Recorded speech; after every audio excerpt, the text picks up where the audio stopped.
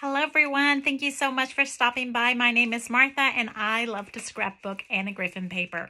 This is my stash of Anna Griffin pages from the Crop at Home 2 that was last year, and I thought this is the Paisley collection, and I thought I should go through my collection and try to tell you how I do my pictures, how I change it up, that I turn it into something that's for myself, and do my favorite little tricks on things. So I will show you real quick what we just did. We just finished the live that took an hour, so I'm just going to do a couple little minutes here to show you exactly my pages, because sometimes you don't want to spend a whole hour, but you still want to see what we just did. Here is a simple little layout. It has 1, 2, 3 borders, but then it has this little roll here, and the original one has a square, beautiful square box. And then I add a 6 by 12 paper here in the middle, and this becomes a trifold, kind of like a little brochure, but it's 5 spots for pictures. And if I was on it that day, I would have turned this little spot right here into a little pocket, because I love little hidden pockets as well. But this is what worked for me on this day. And I still I don't have pictures on them yet. And then what I also love to do is do something to the back of the exact same page. So this is how my album would sit. I like to keep them in collections. And then this would be the back of that picture of this, what I call a hero page or title page. So the back would be just like this. And I like to kind of close up the little boo-boos that I did. So I did a little extra trim on the side so that I can have it closed up and pretty. And then it would sit right next to another page layout that I would have that is a back of it. And then when we flip this little page over, the next little page is right here, and this would be a double. Let me move my little papers over. This would be a double layout right here, and it has space for 6 pictures. It looks really super complicated, but if you start to decipher and de-engineer your pictures, you can see that this is a double huge border, a shadow, double sides, and then a ribbon in the middle. That is just perfect. And this little border here on the side is a little fussy cutting on top of it. It just makes it all look really gorgeous and beautiful. That's how I like to do my pages, and do extra flowers on them, because you know we have them all. And then again, if I flip it over, this is the back of it. This would be the back of this side, and this is going to butt up against another page. So instead of just having 2 layouts, you now have twice as many.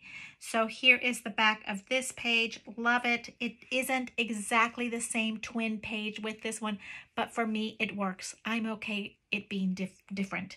And the backs is just gluing up and closing up the areas that you have. Here you have a edge, a 1-inch border that you used for this side right there.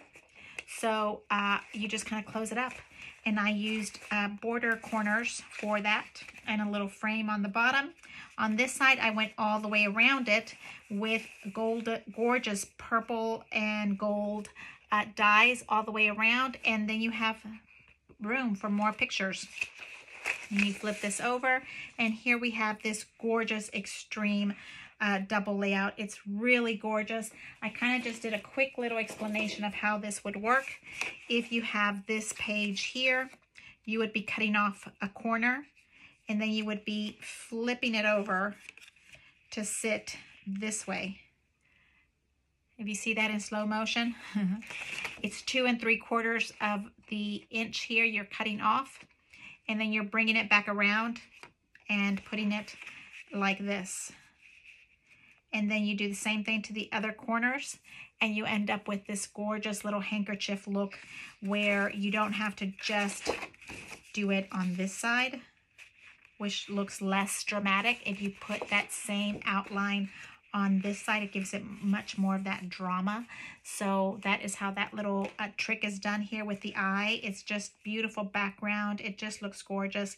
And then I love to add here to this side, or open up a little card so that I can see it, On this side, I did the same thing, but a hinge kind of system so that you have more spaces for pictures. And we'll go to the next one.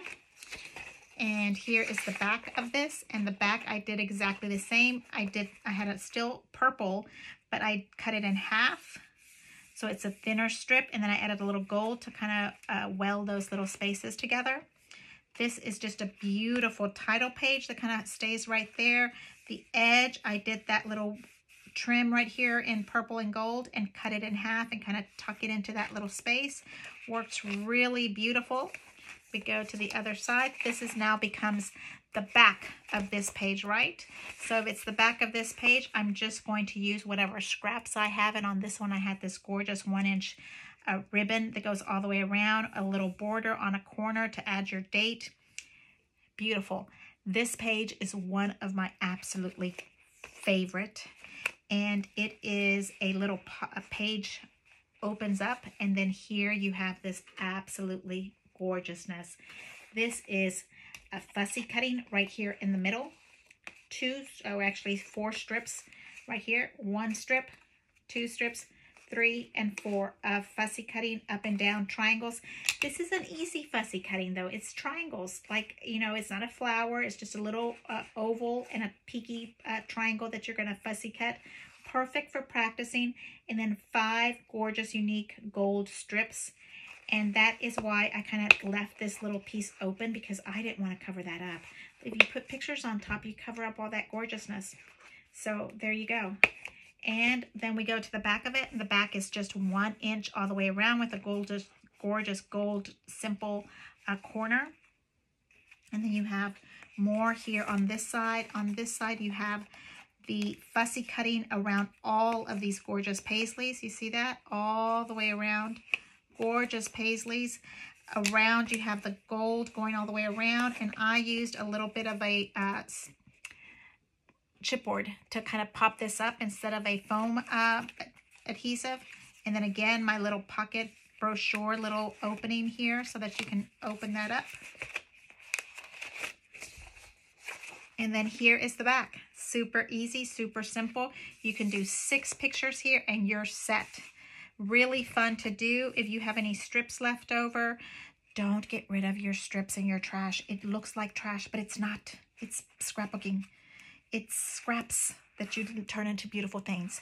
Here is a gorgeous page that I just love. It has this gorgeous bouquet of flowers with tons of little pop-up dots because I wanted to make that one really pop, and 2 gorgeous spaces. Now on this one, I also show you the little trick here with this one. I'll show you right here. This is your normal little frame that comes, and that's what this little frame right here is. There's that frame. And then in order to make it bigger, you just kind of weld that one in together. When you glue it in, it's going to be right here, and you can barely see that that is even there. Nobody is going to be the wiser. Nobody's going to see that if you weld it in. So, and then we have a layout inspiration for me from Create 8. We did this gorgeous charger that is supposed to be glued together like so. And then I just didn't want to use it as I have boys, and using this gorgeous charger on a tablescape would be not appreciated.